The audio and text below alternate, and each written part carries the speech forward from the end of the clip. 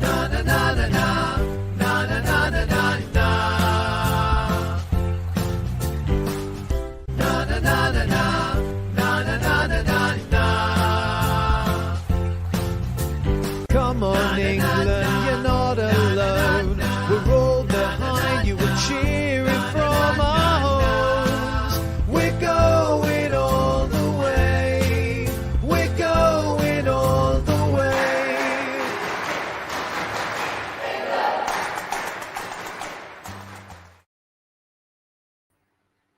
What is up, ladies and gentlemen, and welcome back to Stand Your Ground. I'm your host, as always, Alex Bennison. I am joined this week by one member of the Mighty Whites podcast, Casey. How are you doing, mate? Aye, not too bad. A lot better than what Jack's probably feeling right now. Oh yeah, he's in a wonderful state right now, I imagine. Yeah, we were meant to be joined by Jack, but unfortunately Jack has tested positive for COVID, so we do pass on our best regards to him, and hopefully he does make I was going to say a quick recovery, but COVID, you never know with these kind. I heard he had super herpes. Yeah, both. So you should get tested for both. Well, I'm halfway there. As always, make sure you go over to YouTube and check out Come On England by Adam Crockett, or go over to adamcrockett.herenow.com and show it some love. But, as quarterfinals go, that was a pretty solid game for England. Yeah, probably ended up being a lot easier than I thought it was going to be. But you couldn't have asked for a better start, could you? 3-0 after 1-0 after 3 minutes. And then I think if you combine the first 5 minutes of each half, you got 3 goals in 10 minutes. It's brilliant. Yeah, I mean, it was great to see Harry Kane hit the ground running. He's had a lot of criticism over this tournament, and a lot of people asking for him to be dropped, me included, because I did say I wanted to see Dominic Calvert-Lewin and see what he could do. But he seems to have found his shooting boots and be getting himself back into those positions, especially at the start of the halves.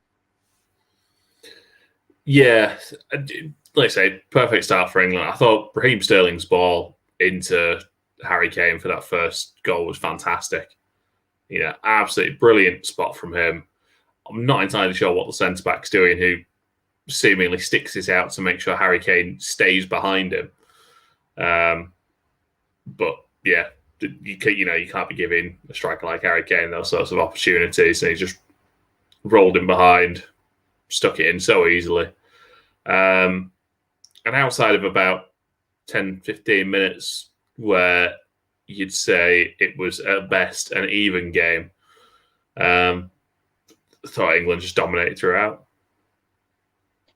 Yeah, I mean, Southgate is doing what every international manager should do, and he's putting a team out to play the team that's in front of him. He swapped back to that back four against Ukraine, and as we saw, it clearly worked. I think the only player that I had a bit of an issue with for that 90 minutes was Kyle Walker. He seemed to not be as switched on as he was in that Germany game.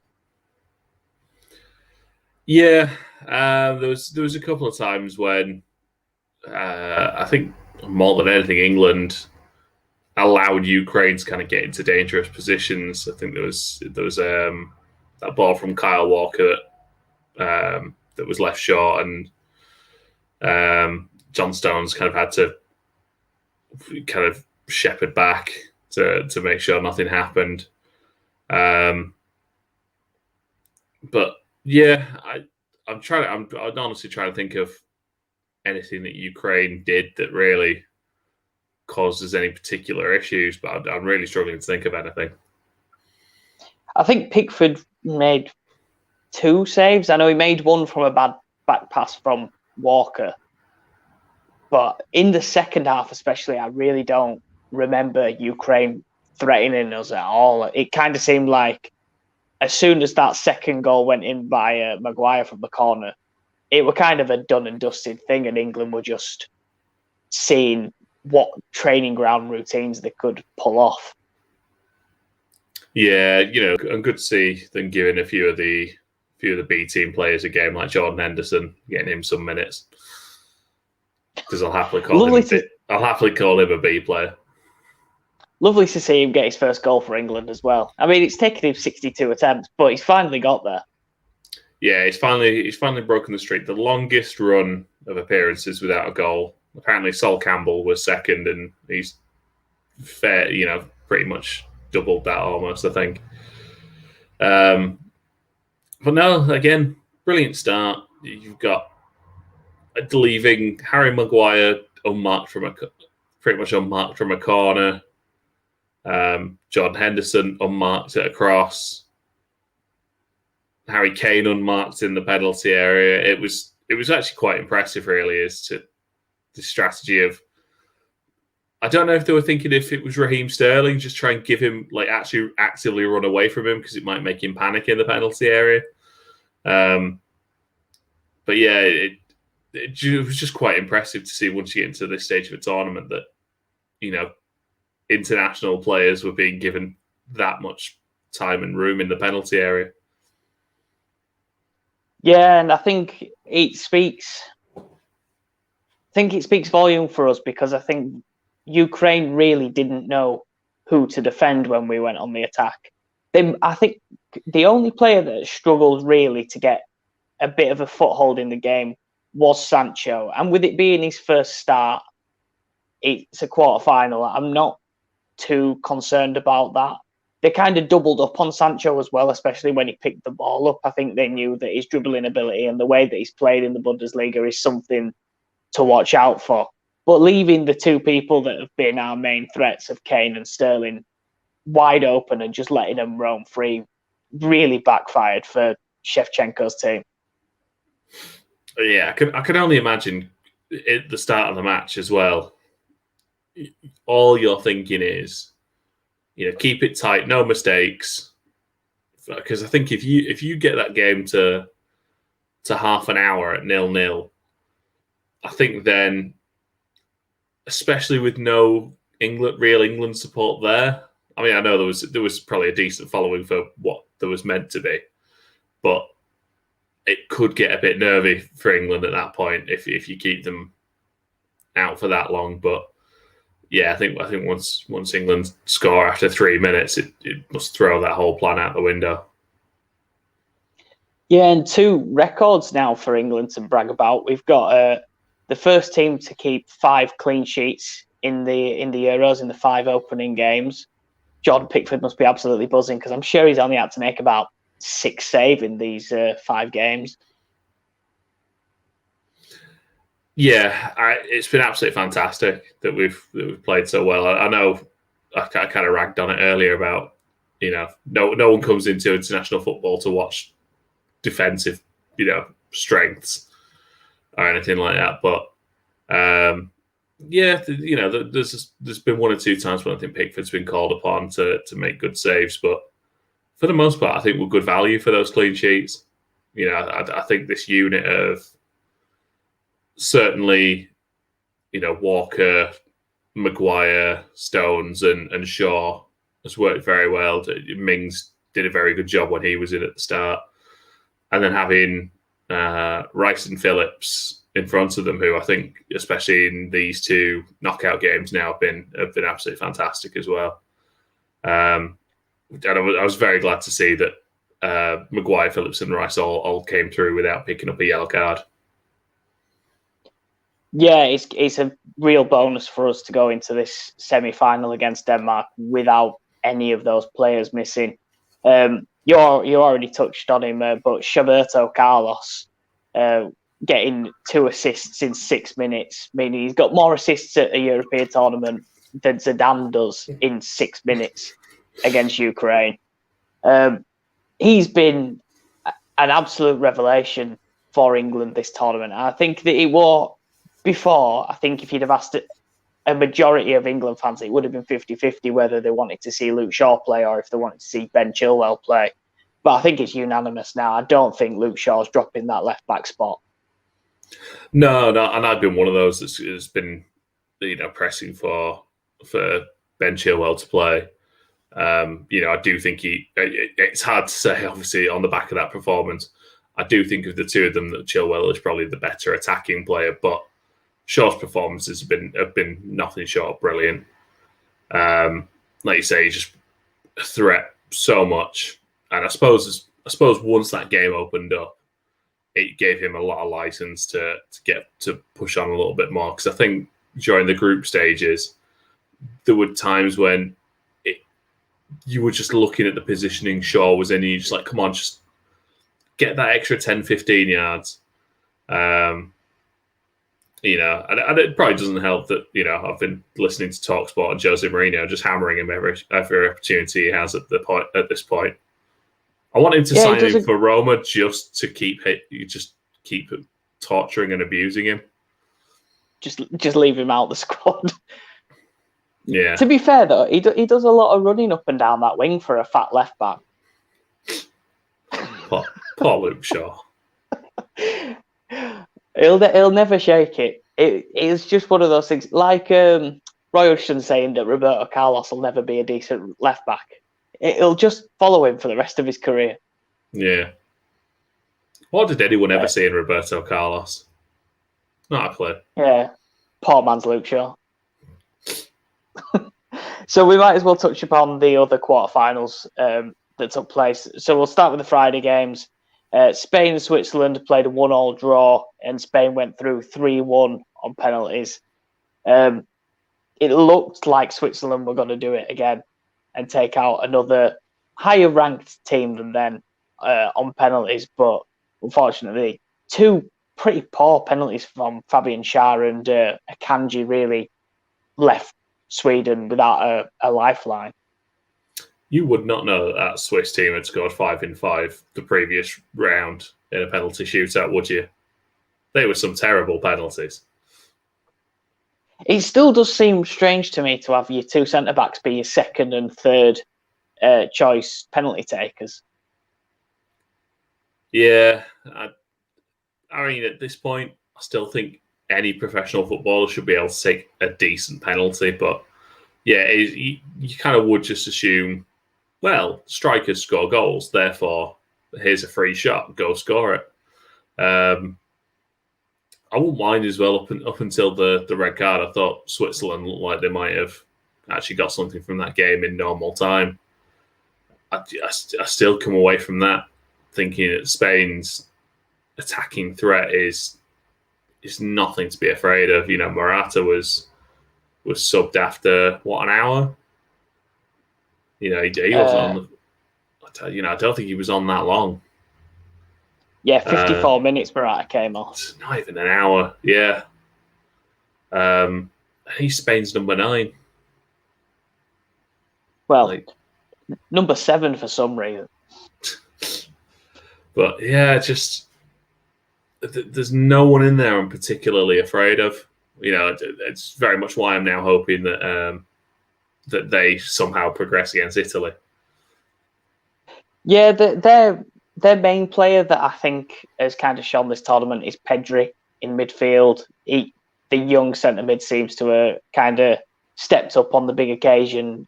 Barca must be looking at that and thinking, "God, we've got a midfield of him, Frankie De Jong, and Busquets." But they've got a decent 2 midfielders there for a good 4 or 5 years. Yeah, they've got the creativity in the side, but there's just no one really there to put away the chances. I think you even look at their back line, it's outside of the threat of a long ball down the middle, as the Croatia nearly exploited. But they've got decent centre backs. They've got the creative midfielders. They've just not got a Raul, a David Villa, Fernando Torres. They just don't have that calibre of striker at the moment. I'm sure at this point they'd even take Chelsea Fernando Torres.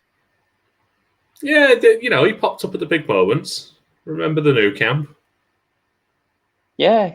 2 times he rounded a Spanish keeper. Once was in the Nou Camp, and then once he put it wide at Old Trafford. Fun times. And then the other not semi-final, the other quarter-final that took place on the Friday, Italy 2, Belgium 1. God, Italy scored some cracking goals. Yeah, Italy looked excellent value for this win. You know, they've continued the pressing game, and it was a very good game. I thought this one, because you did have two of the best teams playing to win a game at this point, which was quite nice to see.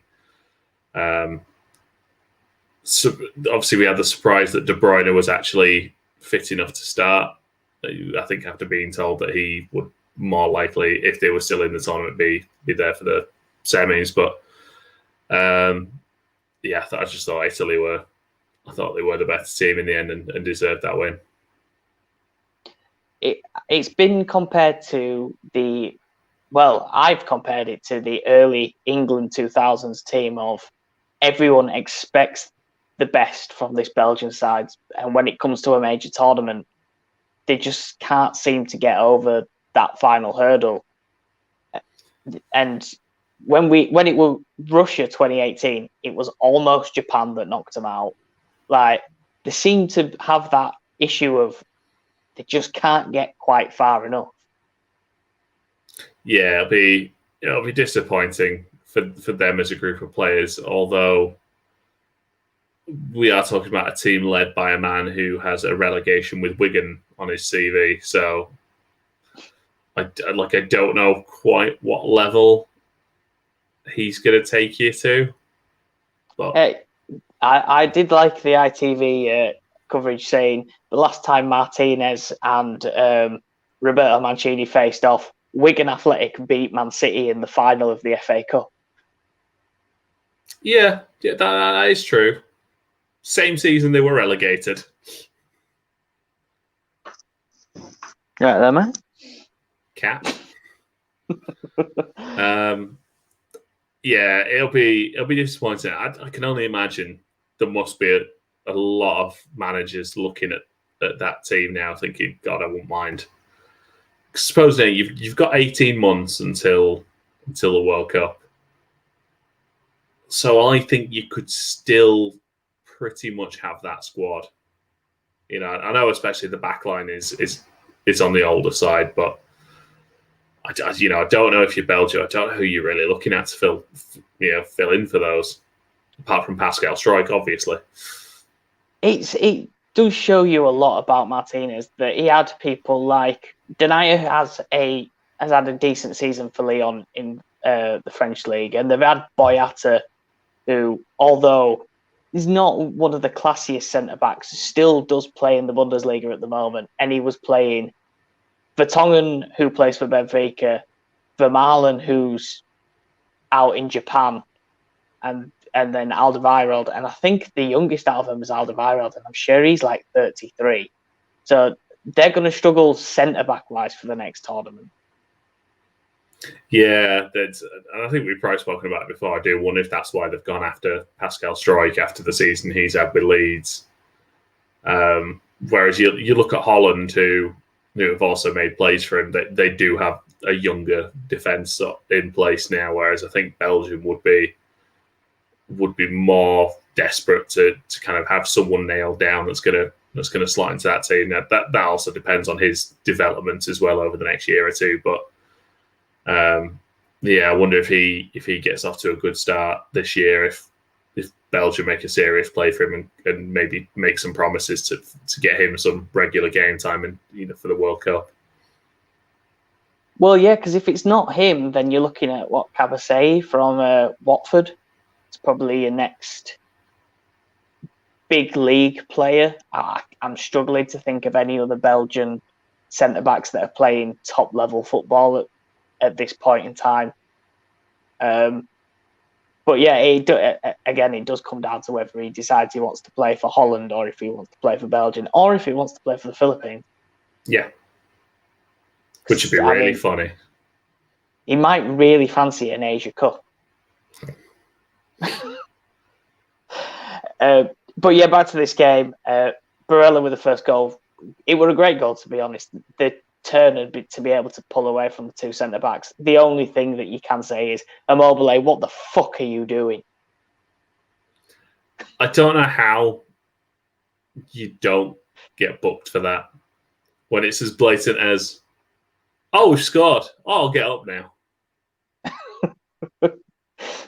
It's no Declan Rice with his cramp trying to run and celebrate and just can't. It's, oh, we've scored. Okay. Bless him, that man really wanted to celebrate that goal. And then Insigne with it is just a FIFA-esque goal of, why has he got so much room outside the box? Fuck it. Let's just curl one and see. Yeah. Really nice finish. And again, I thought it deserved win from Italy. It was nice to see them not see Italy change the way they play in this. Again, it could have been very easy for them to say, all right, we're against a decent team now. Let's kind of revert to type and defend a bit deeper. But no, they kept up this pressing game, which is, I think, especially with the way this tournament has gone, I think it's probably going to lead to them getting goals. Because I think once you start making all that pressure in the final third, I think with how Italy have been playing, they're going to get plenty of chances of winning the ball in those areas. Oh, yeah, 100%. And I think the biggest chance of Italy being knocked out has come and gone now because Chiellini's back in the side. I think him and Bonucci as their two centre-backs, it's hard enough trying to put the ball past Donnarumma, but then having them two sat in front of him is going to cause a lot of problems, especially for this Spanish side that's already failing to really come up with the goals consistently. It's very strange saying that. I think me and Jack were talking about it the other day, talking about a Spain side that scored 10 goals in 2 games, and I still don't think they're a particularly good attacking team. You know, I thought, obviously, the Slovakia game, there's 2 own goals in there. One of the best own goals you'll see in a while, obviously, from Dubravka as well, that we all loved. And some generally poor defending in there. And then the Croatia game, I didn't think either team defended well. You know, there was the goal they scored from the free kick, the crossfield ball. I've never seen more relaxed defending from a team that then conceded as Croatia just kind of watched this crossfield ball. And bearing in mind, Spain didn't send really anyone up for it. They just smashed the ball to the corner of the penalty area, were able to bring it down, cut inside and score. And, you know, when you're just watching, like, you know the game's going on, right? Guys, anybody close him down? No. All right. Yeah, and if they can let a side like Switzerland get on top of them, and it was an own goal that Spain got for the first goal in that game as well, it is going to scare them going into this game against Italy. Yeah, I think, again, if you keep that high pressure up there, I don't know, you've got a couple of decent defenders there in sort of Garcia and Laporte, but I really fancy Italy to get a couple out of this one. It's an odd choice for me. I know Eric Laporte's a really good centre-back, but it is an odd choice to come into a tournament and start playing centre-backs that have never played together before at all. Yeah. I'm trying to think with that Spain team, like who, like you say, you kind of picked out Pedri from that. Again, I think Ferran Torres has been all right in spurts in this tournament for them, but again, I'm struggling to really pick anyone out who I think has been a threat. Yeah. We have got a comment here from Al saying, but he's not Spanish. I believe there is that as well. I believe he was born in the Bilbao region, wasn't he? That's why he was allowed to play for Athletic Bilbao, but his parents are French. Yeah. So it's one of those odd things of, technically, he's blood French, but citizenship. Agen, France. He was born apparently.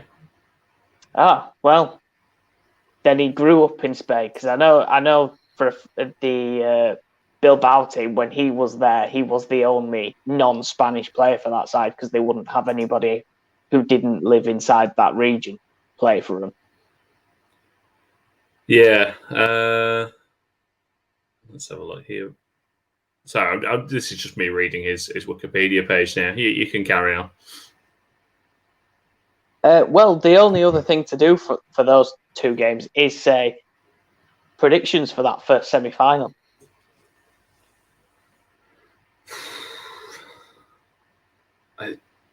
I can't see Italy not winning it, but I really hope Spain do. I'm not. The daft thing is now at this point, I'm not massively afraid of Italy, and I think that's just because of how solid we've looked defensively. But obviously, once you start getting to this stage of the tournament, you just want to play whoever the easiest of your potential opponents is, and I'd rather play Spain because I can see, Stones, Maguire, Phillips, and Rice having a fairly comfortable afternoon against them. Yeah, I can see us being able to keep out Morata, Ferran Torres, and that Oyarzabal. I'll comment it again, saying Italy 3-1. I don't think Italy can. I don't think they'll concede against this Spanish side, but I do think Italy will get a few goals. I'm going to say 3-0 Italy. I'll go 2-0 Italy. And then the final quarterfinal for us to talk about. Czech Republic 2, Denmark. Czech Republic 1, Denmark 2.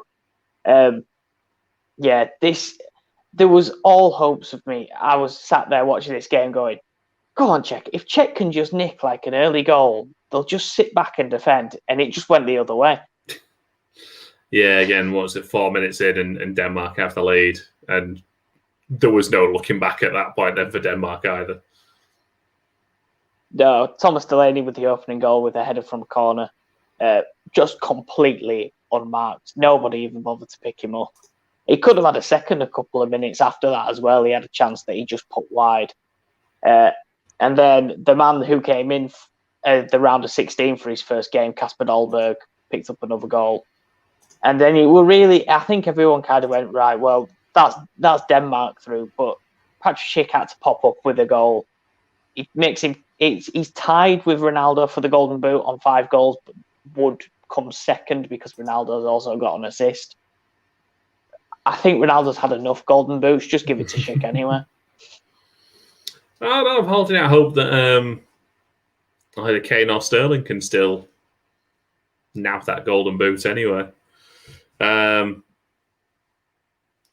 the one thing I did think when Harry Kane got subbed towards the end of the Ukraine game. If you're there on a hat-trick, you must be annoyed. I think part of him will be annoyed, but as a fan, I could completely understand it because I was there going, yeah, but it only takes him to run weird once, and that's his ankle gone again. Oh yeah, I fully understand why you take him off and took all of them off basically, but again, two games left that England have, and I'm saying they've got 2 games left because obviously we're going to the final. Yeah. So that there's still a chance that Kane and Sterling could get on could get level with Ronaldo and Schick. What a dream team! Is there anyone from this Denmark side that really scares you from the games you've seen of them? I don't know if there's anyone that particularly scares me. I just worry about them as a team. I think they're a very good team. Man for man, I don't think there's anyone in that Denmark team who is better than their England counterpart. I don't think. Maybe Kasper Schmeichel. Outside of that, I wouldn't swap the strikers. I wouldn't swap the wingers. I wouldn't swap Rice and Phillips. I wouldn't swap the centre backs. Left back, we've got Shaw, but he naturally plays as a right back. That Joachim Mailer, he's probably the biggest threat that I can see. In my opinion, we go back to a 5-back for this game, and we let Walker just mark him on the wing. Yeah, I think we go back to that as well. It works against Germany. I've no issues now of us swapping to kind of meet the opposition. As firm as I've kind of been at times about once you're of a certain ability level, I don't think you should swap to match your team, to match the opposition. I think you should just outplay them regardless. But you can't knock it for the way we played against Germany. We matched up against them, and for the most part, we dominated that. So it would make sense to revert back with them playing the front three. And as much as I'm going to absolutely splooge over, Sancho being a Man United player now, and he is just the best English right winger out there, clearly now that he has signed for Man United. But I would put Saka back in, because I think Saka could have a field day against Vestergaard or Kier or Christiansen. Yeah, obviously he also has that ability, having played as a wing back to be probably a more defensive option. Again, worked fairly well against Germany. It's honestly quite a tough one, to be honest, because I think there is genuine arguments for. It's the only position we've not really nailed down in this tournament at this point, because obviously Foden's had a couple of games, Saka's had a couple of games, and then Sancho the other night as well. And I think there's arguments for any of them. Yeah. The problem was, I think everyone came into this tournament and just went, oh yeah, Foden definitely needs to play every game. And now we're into a semi-final and people are still going, but how can you leave Foden on the bench? And how can you leave Grealish on the bench? You can't play them all. And if we're winning games, and we won that Ukraine game comfortably, we played the German side, and other than a few little hiccups, we were the better side for that game. We've been the better side for most games, maybe other than the Scotland game. It's hard to say, let's shoehorn all these players in now because we want to see them. I've seen a lot of people talking about John Henderson coming back into the team now, and I know he came off the bench and got his goal, but he's still not played 90 minutes since February. So why the hell did anyone would think, best start him in a semi-final? I'm not entirely sure. Like, again, you've got this. Well, no, it is a perfect defensive record at this point. So why you change any of the defensive elements of it, I don't know. Yeah, it does seem weird. I mean, Mings obviously was the one that came out for Maguire, but I think that was going to happen regardless because of just how good Maguire is. It's not a fault on Tyrone Mings, but he's not as good as Harry Maguire is. No, I see the Harry Maguire meme is back in full force as well since that goal. Yeah, it's got an header, brought it home. If you think this head is big, you should see me other one. I think that was my favourite one so far. Did you see the reporter after the game? She didn't call him Harry Maguire. She called him Slabhead to his face. Well, I'll tell you what, between the last couple of games, he has had a touch of the Phil Joneses in his facial reactions. There's been a couple of fantastic photographs of him just kind of gurning at times, which I quite like. Yeah, I mean, I can't really fault any of the players that Southgate's picked. And Sancho had his chance in that Ukraine game, didn't dazzle a lot. He carried the ball quite well and he beat a few players, but didn't really provide a lot on that right wing. So for me, I think he's probably the only change I'd see from when we played Germany. I'd see Sancho come out and put Saka back in. I'd just play that full squad that we played against Germany. Yeah.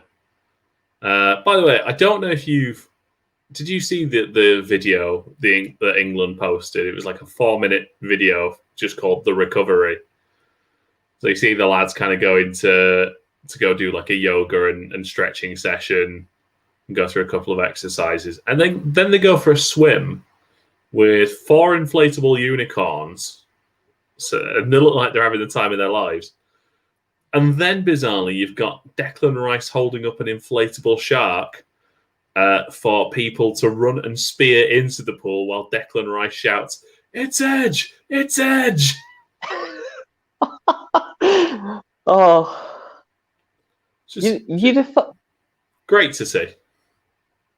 Well, you'd have thought, come on, England, slam it down. Rule number 1, you don't run by the pool. I didn't see any diving, fortunately. God, yeah. If one of the players slipped and injured themselves. You know what? If it ever came out that's how Harry Maguire got injured, or Harry Kane or Raheem Sterling, you'd just be like, no, that's it. That was the person I was going to pick. It'd be Sterling, wouldn't it? He's having the tournament of his life. Yeah, he's injured himself by diving into a pool. Problem with Raheem Sterling is I think he'd get injured because he'd be stood halfway between like the middle of the pool and the steps, and he'd be looking like, I don't know whether I should dive in, I don't know where I can pencil jump, I don't know where I should walk into the steps and lower myself, and then he's just thrown himself halfway in between and yeah, it's messed it all up. He's ended up diving in at the shallow end and done his knee.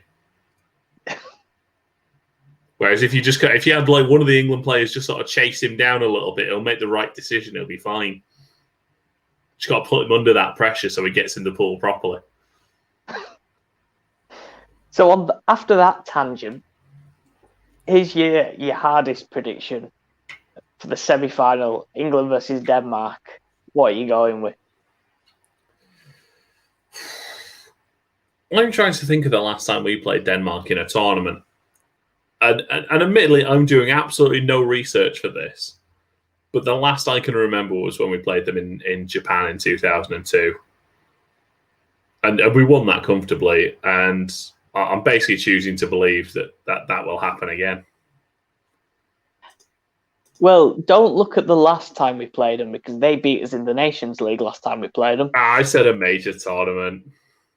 Yeah, but I'm just on about the last time we played them. And that was only last year. A different team. Calvin's in now. We're fine. Calvin was there. He was in that game? Yeah. Really? Oh, I don't remember. It's the only goal Calvin Phillips has conceded while playing for England. Look, I'm looking at this. In the round of 16, we beat Denmark in 2002. Ferdinand Owen and even Emil Heskey scored. So they can't be that good. So you're going 3-0. Harry Maguire, Harry Kane, and... I think Harry... I'm trying to think who would Emil Heskey be? He's going to be Calvin. Teddy Sheringham came on in that game. God, I thought he was too old for that tournament. Yeah, he was still playing, 2006, 2007? Let's have a look at this team. Oh, it's all over the place. It's not even in order. Got Ashley Cole up front. It's all a bit confusing, this, at the moment, but from what I can tell, Seaman in goal, Danny Mills, Ashley Cole, Rio Ferdinand, Sol Campbell, Paul Scholes, Trevor Sinclair, Beckham and Nicky Butt, with Sheringham and Owen up front. Which is just really weird because they've just put it all out of order. But yeah. Lovely stuff. Brilliant. And Jasper Gronkaar played for them. Oh, lovely. Klaus Jensen, Sean Dahl Thompson, Thomas Gravesen, Real Madrid's Thomas Gravesen. Yeah, did you hear? Jack would have absolutely loved it. On commentary for the Denmark game, Jan Molby got a shout out. Oh, yes. But anyway, before we get off, go on to another tangent and start talking about former Danish players, I'm going to predict we win 1-0, and I'm going to go with Luke Shaw to score. Just to, add on to that. He's the best left back in the world. if he doesn't score now and Jose Mourinho hears this, he's just going to pile on. Do you remember when we were watching the Scotland game and his first touch, he got fucking clattered? We're like, right, that's it, his tournament's over. They all seem to have recovered from that Scotland game, at least. Apart from Phil Foden, not seen since. Yeah. Presumed dead. Well, the last Chatting up time an we Icelandic played, bird or something, I don't know. yeah, the last time we played someone with that haircut against Germany in a major tournament, though, it didn't go quite well for us. No. Yeah, I'm gonna back us as well to keep the run of clean sheets going, and I'm gonna say 3-0. I'm gonna be confident. Ooh, that's too confident for me. I've already too said, rich for your blood. yeah, I've already said that. I think the only goal we'll concede will be in the final this year. And we lose 1-0.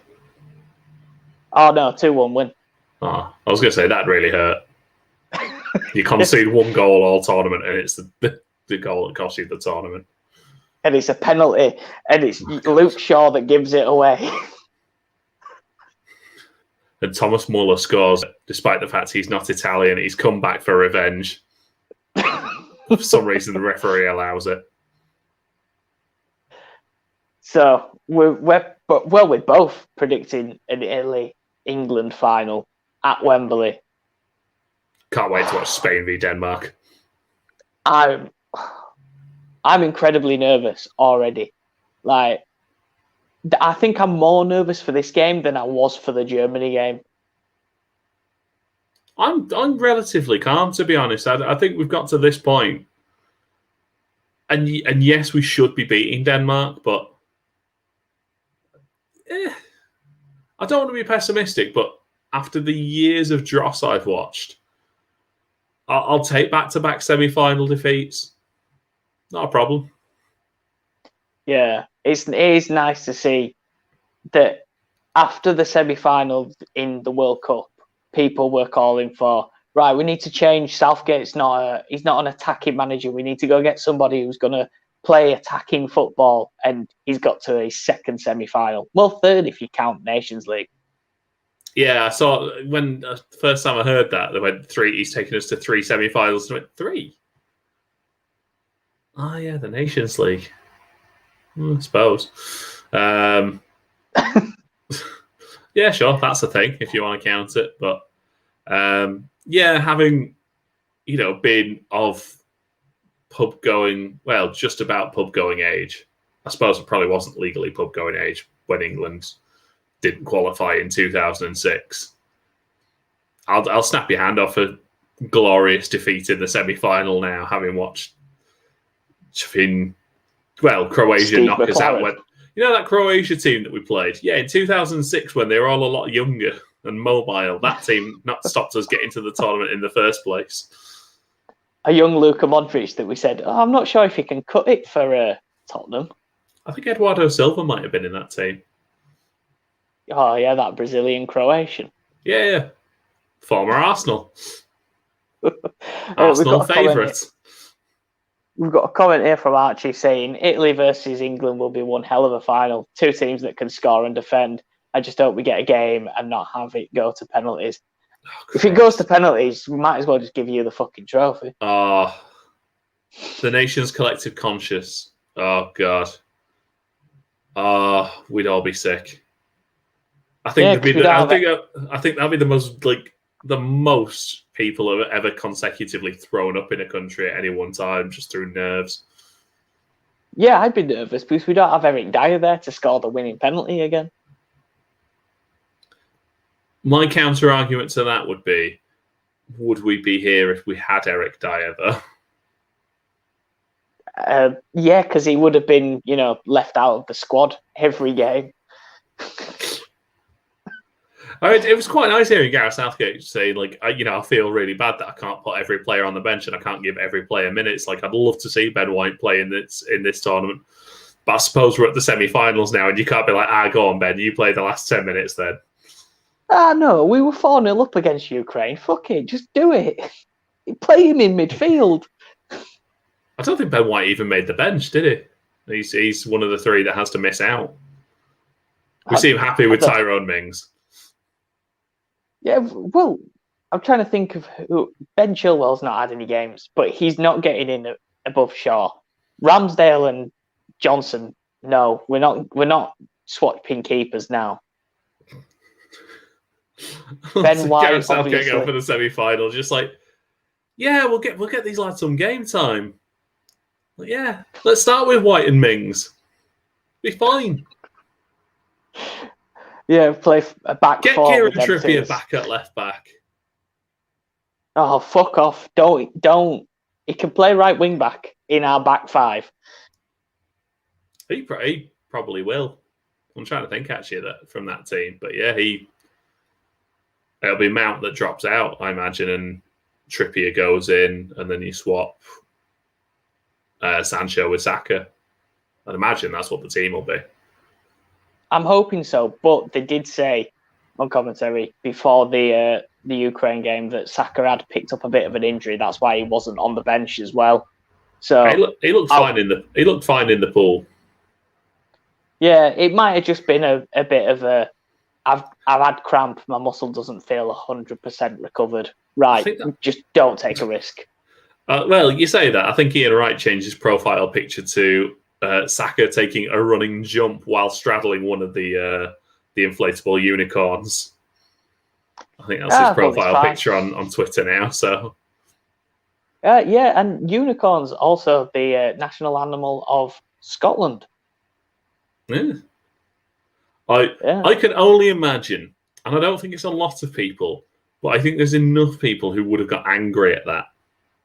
Just seeing the England players riding inflatable unicorns, which with their rainbow horns, all it needed was someone like to kneel on top of the unicorn whilst having a pride flag draped over their shoulders, and I think there's people whose heads would explode. Just a big middle finger to every fucker out there. Yeah. By the way, I'll say this. I'm not going to make any accusations about anyone. But if you go on Twitter, just have a look at some of the stuff about Joel Hughes, the guy who started up that GoFundMe for the German girl. Right, we won't delve into that. Just have a look. Come to your own opinion. Yeah, do your own research. There's several of his. I don't know if a website that starts with the letter X could be classed as social media, but he's got a profile on one of them.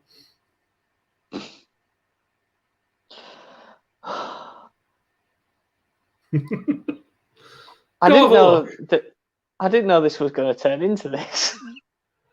Like, honest, I wouldn't mind. The other day, I thought it was a bit of a wanky thing to set up this GoFundMe. But you know what? You say he wants to give the money to the child. Strange, but okay. Or if not, donate it to various charities.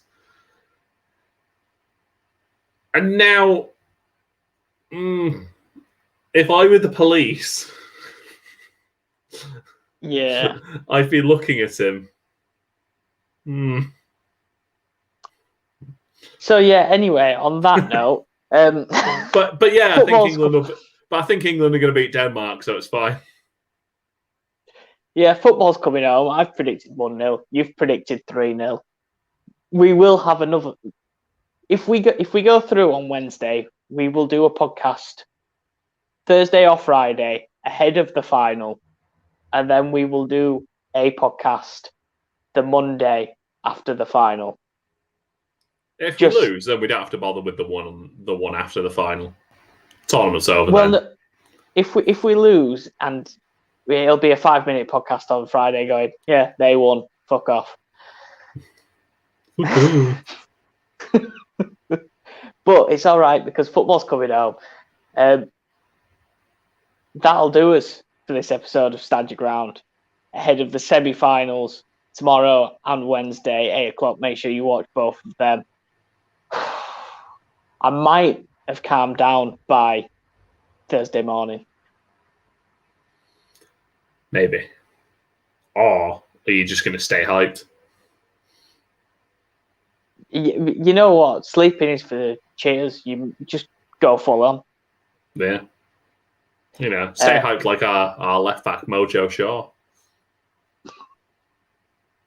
I'm not going to be able to unsee that now if he just puts the little Mojo Charlie. Final comment from Archie. If it's an Italy-England final, I'll join the panel. Yeah, then we can all roast you. It's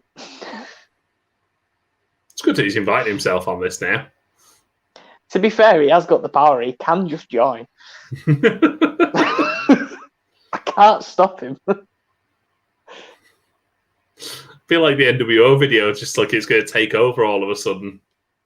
What was just the Italian flag? New Italian order, like. New. Just going to walk on, Anyway. just giving it this every other word. Just. Anyway, on that note, that'll do us for this episode of Stand Your Ground. Make sure you go over to Instagram, Twitter, Facebook, and YouTube and search for @WTBdotcom. And make sure if you want to hear more from Casey and Jack, go follow their Leeds United-based podcast, The Mighty Whites Pod, on Twitter, Facebook, and YouTube. They live stream their podcast to all those 3 platforms, and then they go audio everywhere other than Acast, because fuck Acast.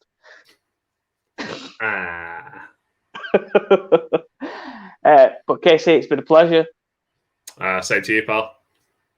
And we will see you on Thursday, Friday, maybe, once football's one step closer to coming home. In a bit.